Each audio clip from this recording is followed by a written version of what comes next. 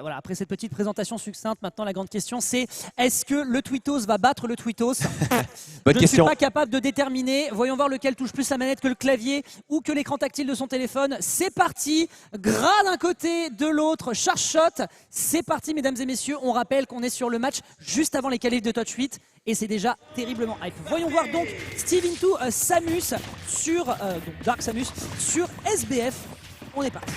On est parti à un stage qu'apprécie particulièrement Steve. On va voir probablement les setups dont je vous parlais. Je vous laisserai la petite surprise. Par contre, on n'a pas de faire du coup côté Spectral. On essaie de pousser un maximum puisque côté Sushi, on a essayé d'utiliser très vite cette table de craft afin d'avoir des meilleurs outils. Au détriment d'ici 53% qui sont déjà grattés. Heureusement, le minecart donnerait à peu près even les stocks. Malheureusement, le fast-food n'est pas passé. Sinon, on aurait eu un combo à base de petites, les classicos côté Steve, le bread and butter qui te met 80% bien évidemment. Et on temporise bien côté Sushi, on stall avec les blocs côté Minecraft. On est en place, on prend le temps, mais le temps, si tu le donnes à Spectral, c'est les charge shots qui vont être également chargés. Un début de quelque chose. Qui sont récupérés, c'est un, ouais, c'est une pioche en acier, hein, me semble-t-il, qui fait déjà des dégâts assez impressionnants. On va pouvoir pousser l'adversaire directement sur ce petit minecart. Et après une phase dont tu parlais justement de la part de Spectral qui était quand même exemplaire, mine de rien, on est déjà en train d'accuser un retard. Et malheureusement, on va se faire TNT de par son propre outillage. Définitivement, Spectral qui a l'air d'avoir le contrôle de la situation. Il va falloir faire un peu mieux que ça du côté de la Team Oracle.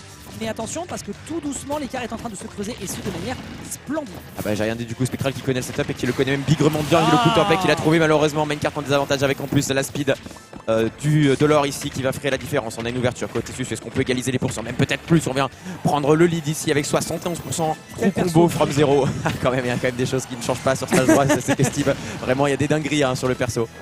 On va pouvoir bien prendre son temps, ça c'est pas mal du tout comme mix de recovery, ce qui fait que c'est assez difficile pour Spectral d'employer une stratégie pour essayer de le tenir, sauf si on revient un petit peu trop sur un angle de cette stature. Pas de forward air mon pote, pas de forward air ici, on est goofy silly et on arrive à très bien se dépêtrer de cette situation. 93 à 123, les deux sont vraiment sur des pourcentages magiques, notamment avec cet up smash qui va complètement oblitérer le pauvre Spectral qui n'attendait qu'une seule chose, c'était de pouvoir respirer un temps soit peu. On a le diamant qui n'attend qu'une seule chose, c'est d'être dégainé dès qu'on perdra sa prochaine stage. Effectivement, mais par contre j'ai vu qu'on avait une petite habitude côté Sushi, on perd ici malheureusement l'outil qui permet de faire grapper l'adversaire en l'air, la fameuse hache, et Spectral qui récupérera le back air. On a tendance à sauter pas mal en sortie de minecart pour Susu, et Spectral qui a pu punir un minecart boosté on shields qui est assez rare pour le souligner, c'est-à-dire qu'on avait la read du côté du joueur de Samus, on ne s'est pas privé de la prendre ici, les pourcents qui étaient montés côté Susu. Par contre on temporise bien, on récupère les matériaux puisque le diamant est sorti, on sait c'est souvent les problèmes quand t'as le retard face à Steve et qu'il arrive dernier stock full diamant. Non, clairement là il se l'est joué mania des ressources minières, il a récupéré tout ce qu'il lui fallait, on a de l'acier,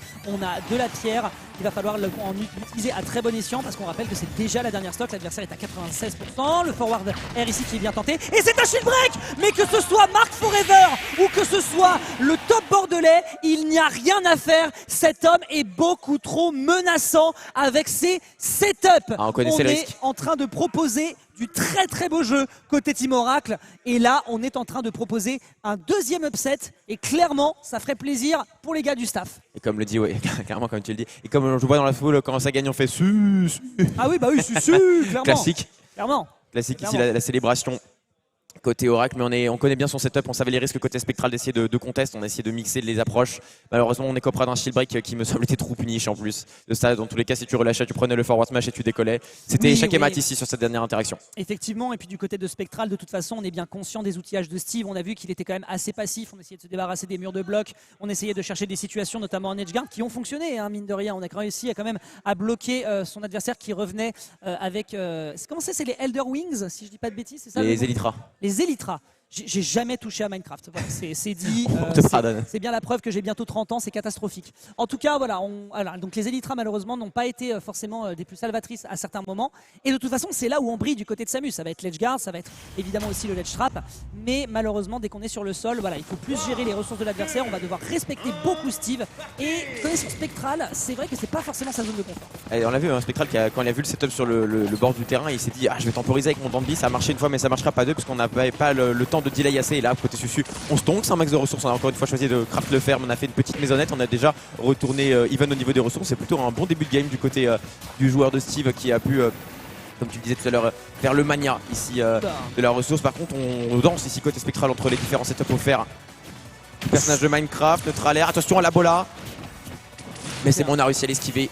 pour le joueur. Ouais, il s'en est bien sorti dans son désavantage, mais à quel prix? On se prendra quand même 80% dans l'échange. Bon, évidemment. Non, mais c'est ça qui est fantastique, c'est qu'on a eu 40 secondes quasiment de super gameplay de phase avantage de Spectral, et t'as Susu qui a débarqué, qui a fait brr brr coup de pioche, brr brr coup d'épée. Non. Définitivement, il y a des choses qui changent pas. Steve, ça reste quand même pas trop basé, mais par contre derrière on va justement sauver Smash Bros le temps d'une stock du côté de Spectral. On va trouver un très très bon backer. On est pour l'instant un peu en difficulté côté Oracle. On reprend du poil de la bête Et du là côté de Spectral. on récupère le Diams côté Susu, on peut faire plaisir à certains de nos co-casters en disant que là c'est le Diams face à la boulette. La référence qui est calée, on est bien, on se trouve le setup ici au bas du terrain, incroyable. Mais c'est quoi? Pas de tech, tu pars sur Namek. Moi je me permets des remixes comme ça ici. Ok, non franchement celle-là elle est pour toi, je te laisse le brevet, franchement elle était nickel. Bien vu ici, hein, encore une fois le jeu de rebond, d'autant plus qu'on n'oublie pas que si jamais tu as la react sur ce genre de setup, tu as le forward smash derrière parce que ça compte le lag derrière de la tech et c'est assez dévastateur. Merci à Arsniv d'ailleurs pour cette petite réflexion qui m'avait été faite notamment en weekly. Ah, tu connais bien Steve ici, c'est celui qui connaît ses setups par cœur. Il fait prévaloir la connaissance du personnage et côté Spectral on tombe dans les petites douilles obscures du personnage. Lui qui semblait si bien connaître ces derniers en Game 1 se fait surprendre par du nouveau côté Steve ici. Le setup avec le petit brick a suivi du bloc pour forcer la tech et malheureusement comme tu as dit tu peux même réagir au F-Smash. Qu'est-ce que c'est que ces setups de fou qui couvrent quasiment toutes les options et encore une fois on a la ressource côté Steve, on craft, on a le diamant, on l'a contrôlé, on a le fer et on trouve ce backer qui vient carrément arracher le shield ici du genre de Samus. Il lui a fait une collection de matières, tu sais, pour faire ton parquet dans la cuisine, tu sais, il lui a sorti absolument la pierre, le truc. Vous voulez de la dalle, vous voulez du marbre? Non, par contre, vous voulez un maincard dans les gencives. C'est parti, ça dégage. Et on va pouvoir donc enchaîner maintenant avec la dernière stock de Spectral. Il faut gratter à 93, on n'est pas spécialement non plus en danger, hein, à l'image de cette dash attack qui n'aboutit pas encore à une situation de kill. Par contre, s'il pouvait prendre quelques petits pourcents, je pense qu'il va clairement pas s'en priver. Surtout, on le rappelle, avec le staff de Oracle qui regarde de très très près. Il y a peut-être des enjeux de contrat à jouer. Notre contrat avec contrôle forward et c'est toujours pas la menace hein, pour l'instant Steve. En fait c'est comme léger mais pas trop parce qu'on peut mourir ici d'une Samus soit d'un full charge shot soit d'un backer mais le reste ça va être compliqué. Le grab qui commence aussi à être une menace et ce qui me met très très bien pour le Steve ici c'est qu'on a déjà le diamant, on consomme par contre le second, ça je suis pas sûr. Ouais, non, en vrai, c'est peut-être pas forcément la meilleure tactique. Après, il veut peut-être profiter de sa rage et je pense qu'il est assez à l'aise là-dessus. C'est très compliqué là, malheureusement pour Spectral d'arriver dans ce type de setup, ce qui permet justement de récupérer des ressources du côté de Susu. La seule réponse qu'il a, c'est évidemment le up B frame 4 qui va quand même un petit peu électriser la situation. Ça aurait pu être un punish, c'est dommage, c'était l'opportunité et la fenêtre dans laquelle on pouvait trouver quelque chose du côté du joueur de la team Oracle. Mais ça ne sera pas encore pour l'instant. On va esquiver ce charge shot. On a encore des choses à dire du haut de ces 162%. Magnifique dodge et là on va stall, on l'a vu tout à l'heure face à Mark Forever. On prend le temps et tu fais rien quand tu es Samus.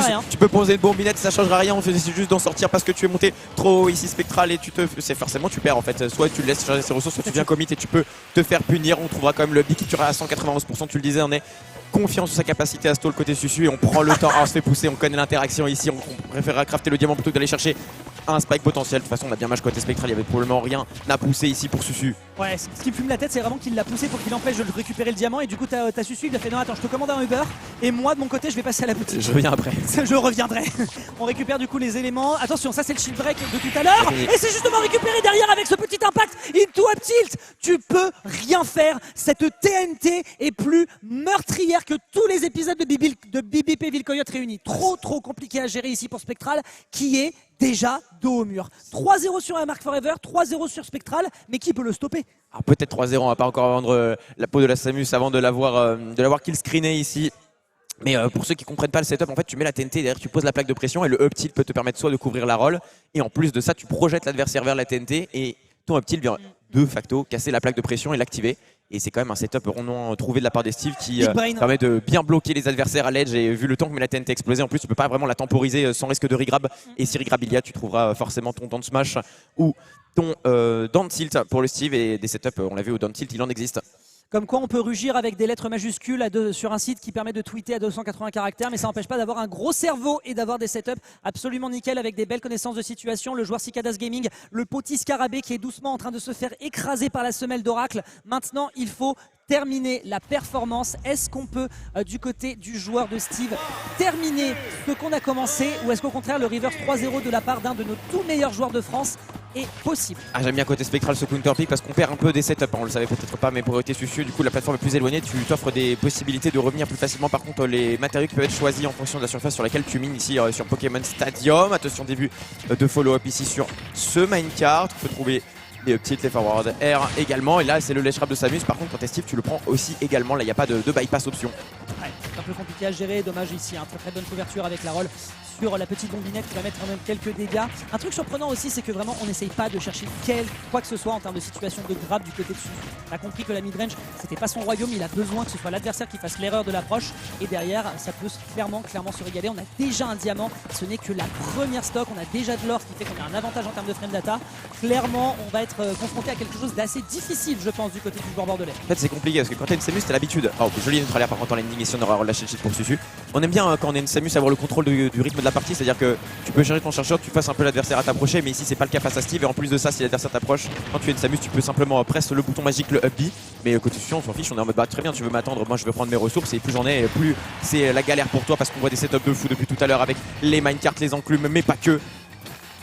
Petit up smash un peu piffé ici. Ouais. Voilà, là Dash Prof il est heureux. Dash Prof on rappelle qu'il dit que c'est extrêmement laggy le up smash. Quand vous ne prenez pas le premier hit qui vous aspire, derrière vous devez absolument trouver le finish puisque clairement il est en RTT pendant une demi-minute. Le bon Susu, donc forcément c'est un petit peu compliqué à gérer. On va balancer ici le forwarder qui va balancer vraiment à l'autre bout de la map. Le rebond qui permet de gérer l'attaque ici et d'éviter de se faire knockback, ce qui fait qu'on a encore un peu de contrôle de terrain. Par contre on prend beaucoup plus de charge shot que sur les games précédentes. Attention Susu, faut pas trop prendre la confiance non plus. Il faut prendre la confiance, là, on a déjà une stock complète de retard. On prendra ce up. Est-ce qu'il est bien dit? Non, malheureusement.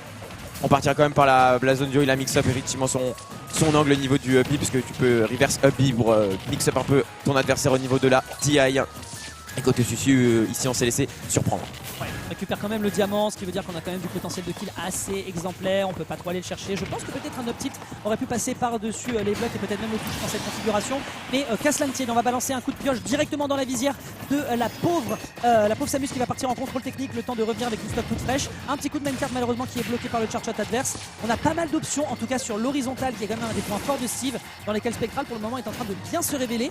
La game 4 est à sa portée. Mais là on se presse totalement côté Susu, on le voit qui arrête pas d'approcher. On en parlait qu'il avait le contrôle de la game et qu'il pouvait en décider, mais là on essaie plutôt d'agresser et ça joue en sa défaveur parce qu'on a encore du diamant certes, mais on a plus de stock pour l'utiliser à part si c'est pour refresh, si jamais on mine un peu trop. Mais là on continue d'approcher vraiment, on prend pas le temps. Déçu après c'est vrai qu'on pourrait avoir un timeout potentiel côté Spectral, mais ça n'a pas l'air non plus d'être l'école de la maison. En tout cas on n'a pas envie de laisser ce scénario se dérouler côté Susu.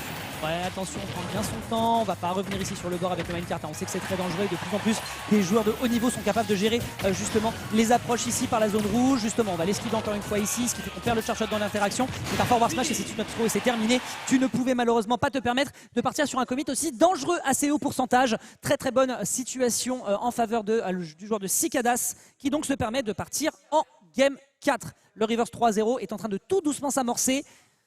Du côté d'Oracle, on est à ça d'aller en top 12. Va-t-on être capable de le stopper avec Susu qui cette fois-ci aura le choix de la map? On se pose la question, j'imagine, côté Spectral. Est-ce qu'on banne ce fameux stage problématique qui nous a gêné SBF? On hésite probablement avec un autre ici qui serait tout aussi problématique et on laissera SBF et c'est sans surprise que Susu va le sélectionner dans la seconde qui suit le ban de Spectral. Stage qui lui a réussi. Pourquoi pas aller chercher les 3 games sur ce dernier? On est en droit en tout cas de l'espérer du côté du joueur de la Team Oracle. Évidemment, on boit la mixture, la potion magique dans sa gourde. Ici, on ne boit pas les bouteilles d'eau de Predator. Encore une fois, merci à eux d'ailleurs pour ces fournitures d'ailleurs. Ça nous fait vraiment un bien fou de pouvoir se désaltérer pendant qu'on tape sur le cast. Et clairement, on fait en sorte de vous en donner le plus possible. Du côté d'Oracle, tout doux. On va pouvoir y aller un peu plus doucement, on va avoir le temps. Je pense qu'une map large pourrait certainement lui être favorable. Après, Samus, c'est aussi là où elle est en capacité de briller. Donc, voilà, il faut vraiment faire le jeu de compromis ici pour lancer donc cette game numéro 4 qui s'annonce tendue. Ça s'annonce tendue, on prend le temps ici côté Spectral pour sélectionner côté Sion. On n'a pas le temps, on lance directement la game, on respire. Une grande inspiration pour le joueur qui sait que la game est entre ses mains, potentiellement la dernière de ce BO, à moins que Spectral arrive à nous montrer ici qu'il a compris les fumisteries de Susu et de son Steve. On arrive à bloquer les setups. Déjà dès le début, on voit qu'on n'a pas le temps de construire la petite maison, on n'a pas le temps de craft se faire. Ce sera finalement chose prouvée suite à une petite phase de tu me cherches, je vais t'attraper. En fait, non, puisqu'on va essayer de dash au sol ici pour Susu. On essaie de pousser l'avantage pour Spectral. On a failli se faire avoir par ce minecart, mais on récupérera finalement d'une taxe de 60%. Ouais, là la phase était vraiment très clean du côté du joueur de Cicadas. On a pris bien son temps, il va y avoir beaucoup de pression sur le shield. Malheureusement, on va pas pouvoir le faire exploser sur le deuxième hit. La plupart des joueurs maintenant sont quand même assez au courant qu'une fois que tu as pris le premier hit, il faut quand même pouvoir esquiver le second. Pas mal du tout ici avec un petit backer pour repousser l'adversaire. Il lui faut plus de faire. Là, clairement, on est en carence et c'est pas des conserves d'épinards qui vont lui donner de coups de main dans cette situation. Forwarder, c'est un spike. On n'aura pas l'occasion de le tuer, sauf après ce deuxième hit. Je pense qu'on a l'occasion de revenir, sauf si on se reprendra derrière cette enclume. Évidemment, il ne faut rien laisser passer, même si l'adversaire a l'opportunité de revenir sur le stage. C'est encore un nouveau setup qui nous sort. Encore un nouveau setup de fou furieux lâché ici de la part de Susu. On a voulu mixer la TNT, pas sur le bloc cette fois-ci, mais en couverture de roll. Et on mettait l'enclume en couverture de neutral get-up où on minait dessus pour tranquillement récupérer des matériaux. Et si tu sautais, tu prenais forcément le back air ou le up tilt ici du Steve. On s'en est bien sorti côté spectral. Et dès qu'on est en retour en neutral, c'est plus compliqué pour le personnage de Minecraft. Petit Elytra, on revient bien linéairement, bien droit. Et le Minecart qui va tanker dans l'invulnérabilité des startup frames, le Charshot. Ah là c'est compliqué, hein. Là malheureusement c'est pas TKB, il aura pas l'occasion de revenir, malheureusement ça c'est du mix-up DI et il se fait avoir à son propre jeu, hein. On peut clairement le dire que Nintendo, mais là il est en train de se faire la tête au carré, le pauvre Susu. Il va falloir la jouer un petit peu mieux et nier en bloc la stratégie d'avantage de son adversaire, sinon ça va être terriblement difficile. On n'a pas l'occasion de se repositionner sur ce terrain, on n'a pas l'occasion de faire grand chose et mine de rien tu vois les ressources, on est un peu en situation de fin de mois du côté du joueur de la Team Oracle. Annie en bloc, tu le disais, et Jolet, hein, référence à Minecraft évidente ici, dès ce qui fait parler la maîtrise des mots. Est-ce qu'on peut trouver Je recoule. Il recoule un maximum. On mine tranquillement côté Steve, on retourne sur le game plan des premières games et c'est ce qui lui avait souri ici. On galère un petit peu pour Spectral à passer Ça me fume, il l'a mis en vue. Genre il a sonné à la porte pendant 3 ou 4 interactions, il lui a fait oh franchement la flemme. Très bon backer ici, 94%, on est quand même en danger. On est quand même en danger, mais tu le disais tout à l'heure, il est fort pour se prémunir des kill options. On a dû avoir carrément une dash attack untakeable pour la première stock. Et là il suffirait d'un up tilt pour. Bon, j'abuse un petit peu en disant il va les pourcents, mais vous avez compris l'idée. On serait directement en situation de kill setup et Spectral qui trouvera ce backer bien trouvé. Très haut ici, Henri de 2, ce que va faire Susu. L'or sur l'arme ici, on rappelle moins de lag sur les coups, donc forcément ça peut faire peur de s'approcher pour Spectral. On prend son mal en patience. Là on prend bien son temps sur cette situation de ledge trap potentiel. On va esquiver ici le grab de l'adversaire, ce qui fait qu'avec la frame data on prend bien l'avantage. Ça prendra 74% dans l'échange. Une petite tentative de cover qui va mettre quand même peut-être une petite frayeur à notre joueur de la team Cicadas. On refonce tout de suite dans le tas pour ne pas laisser le temps à la s'amuse de ce setup. 78%, c'est très honorable. Il faut absolument clôturer dans les prochaines interactions pour se permettre de partir en égalité. Bien tenté ici sur le down smash, mais malheureusement le setup 143 du dossier 1224 des Steve ne sera pas celui qui sera la bonne réponse. Non, Spectral il le connaissait celui-là, il l'a étudié. Oh, on était bloqué sur la plateforme, enfin justement sur le bloc et non pas sur la plateforme. Ici côté Spectral, la dash attack aurait pu être punie de la part de Susu. Heureusement on n'avait pas non plus compris que le joueur était dans cette situation très spécifique à Steve. Et sur cette map en plus, par contre niveau ressources environnement qui est ici le Zer de Spectral qui gêne un maximum la prise de ressources de Susu. Et on manque de fer, on manque de ressources, on manque de tours. Heureusement ce forwarder viendra nous donner un peu de temps. On craft le diamant parce que c'était un petit peu la galère, c'est la dernière stock. Ok, Uppy en avantage. Bien évidemment tu tapes mon shield, tu prendras le Uppy de Samus. Oh, le forward smash qui était pas loin de connecter. Par contre ici le double F smash, la petite tentative de mix-up côté Susu qui prendra son effet côté Spectral. On casse le bloc du bas pour aller passer avec la dash attack. On sait que Samus se croche un petit peu lors de cette animation. On est capable de passer en dessous. Attention, le grab de Susu, on sait que c'est un starter dévastateur. Heureusement, on trouvera la tech, sinon c'était potentiellement la mort ici suite au ladder up smash. Ça aurait pu être très gênant malheureusement, et d'autant plus que là on sait très bien que les deux Twittos ils sont déjà en train de préparer des gros dossiers sur l'adversaire. On va pouvoir trouver cette situation sur ce forwarder ni sur ce downer en désart. Le Spectral, la bonne signature qu'on connaît depuis la période du confinement qui est tenté d'être passé ici, mais le coup signature ne sera pas décisif. Ça va pouvoir rééchanger derrière et là de plus en plus on ne respire plus dans la salle, on ne respire plus sur le set et on ne respire plus sur le cast. Desk, c'est très compliqué mon bon Toto. Maintenant la grande question c'est est-ce qu'on va être capable de lui refaire sa tête, surtout qu'on perd la pioche en diamant et ça c'est très dommageable pour la suite de ce set. Attention le charge shot, et oui ça va finir ici, ça va être concluant ici pour Spectral qui récupère cette game numéro 4. Susu, il faut se reprendre 2-2, attention le reverse 3-0 est vite arrivé. Spectral qui se lève confiant dans son ban de stage. On va sûrement repartir sur la même chose ici pour le joueur de Cicadas. Pas le temps de niaiser, retour sur SBF. On se doute côté Susu qu'il y a eu des erreurs, des petites approximations. On était quand même en situation de la cite, alors pourquoi pas Top 10 animé Betrayals, hein, vraiment la pioche elle l'a regardé, elle lui a fait tu sais quoi mon gars, à un moment t'arrives pas à tuer, moi c'est plus mon problème, force à toi, moi je vais regarder sur le banc de touche. Et ça a été un peu la traîtrise peut-être de trop, ce qui fait qu'il y a eu quelques interactions qui n'ont pas pu lui profiter. Et je pense pas que les patates façon Mike Tyson n'auraient permis d'aller aboutir à une situation de kill. Donc voilà, plus rapide, plus létal, plus précis. Et potentiellement du côté de la Team Oracle, on vient côté winner jusqu'au top 12. Côté Spectral, on est méga serein. C'est rigolo quand même que la pioche elle est break. Parce que quand il pense, il n'avait pas encore déterré un autre diamant qu'elle était déjà cassé. C'est une situation assez cocasse parce que tu lises assez peu au final. Parce que quoi, dash attack, forwarder, backyard. Mais sinon, c'est principalement la hache et l'épée que tu vas consommer. Ouais. Non, mais écoute, je peux comprendre totalement. Hein. Je veux dire, voilà, pour vous fournir une nouvelle hache en diamant, veuillez payer 6,99 €, à savoir le prix de Steve pour gagner sur Smash Bros Ultimate. C'est cadeau. Voyons voir donc si on va pouvoir l'emporter sur cette game numéro 5 au final. On l'attendait plus ou moins. Hein. Tout de même, on sait que Spectral a la capacité de remontada. Et vraiment, avec Susu, ce qu'il nous a proposé au démarrage, tu sens que l'adaptation des joueurs de haut level tels que Spectral clairement fait la différence. Bon, dans le main cart ici, on reprend le train direction Upbeat de Samus ici en ce début de game pour Susu qui n'arrive pas à trouver ses setups, à trouver de l'espace pour miner. On est déjà un seul de fer ici. On a heureusement la petite maison, mais tant que ce n'est que de la terre, c'est compliqué d'être un petit peu problématique pour Spectral qui casse tout en un up tilt. On perd pas de temps côté Cicadas. On va essayer de faire les mix-up. Malheureusement, le charge shot qui ne sera pas passé. Il aura été un petit peu trop gros ici puisqu'il connectera dans le bloc du bas. On a trouvé Zander. Malheureusement, pas de follow-up. On n'a pas encore les pourcents pour voir le hitstun nécessaire. Attention, on a des débuts côté Susu qui fait aussi preuve d'approximation. Peut-être le stress qui joue ici pour les deux joueurs. On ne punit pas de manière optimale. On se rappelle, on n'est qu'à une seule stock de sortir, une seule game de sortir de ce winner side des deux côtés. Forcément, la pression est palpable. Et les erreurs également.